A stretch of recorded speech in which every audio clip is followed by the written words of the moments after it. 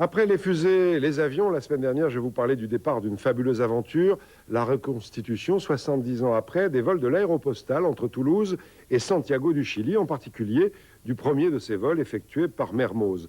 À bord d'un petit avion à hélice, 3 passionnés, un pilote, l'astronaute Patrick Baudry et Jean-Claude Lédin de TF1 qui nous racontera dans quelques jours cette formidable épopée de l'Aéropostale. Ils ont traversé l'Atlantique, ils sont arrivés au Brésil. En France, en Touraine, des lycéens suivent cette traversée avec énormément d'attention. Reportage en Touraine de Sandrine Meurck et Pascal Chély.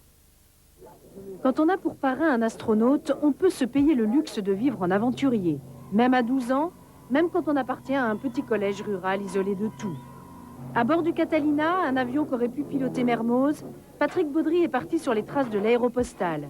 Julien l'a suivi jusqu'à Saint-Louis du Sénégal, d'où il rentre tout juste. Je me sentais déjà dans la peau d'un aviateur. J'imaginais comment il pourrait amérir à l'aérobase, là. Comment il pourrait discuter avec les gens, comment... Un truc comme ça. Si Patrick Baudry tente actuellement d'atteindre l'Amérique latine dans la voie tracée par Mermoz, le voyage de Julien, lui, s'arrête là.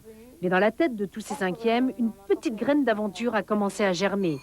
Elle a pris corps au cours de leur visite à Toulouse, sur l'ancienne piste de décollage de Montaudran, là où en 1930 décollaient les premiers avions remplis de lettres de Monsieur Latécoère, le visionnaire. C'est un des premiers hommes qui a voulu voler. Il y croyait dur comme fer, comme c'est écrit sur le livre.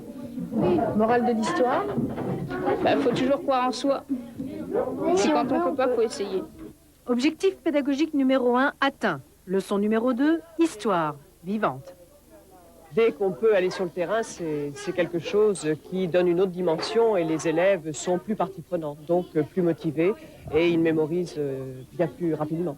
Les pilotes, ils donnaient tout pour que ça passe parce que c'était un peu leur rêve et qu'il y en a beaucoup qui sont morts pendant les traversées. La cabine de pilotage, elle n'était pas très technique comme maintenant. Il y avait moins de repères.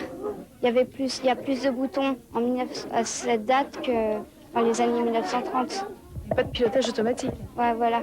Cette page d'histoire vivante, c'est aussi un cours de géographie, de technologie et de méthodologie. Tout le long du trimestre, les élèves vont apprendre à hiérarchiser leurs informations, s'inspirer du passé pour juger le présent, voire se projeter dans le futur lointain, tout collège rural qu'il soit. C'est un support de l'image de l'aventure du 3e millénaire.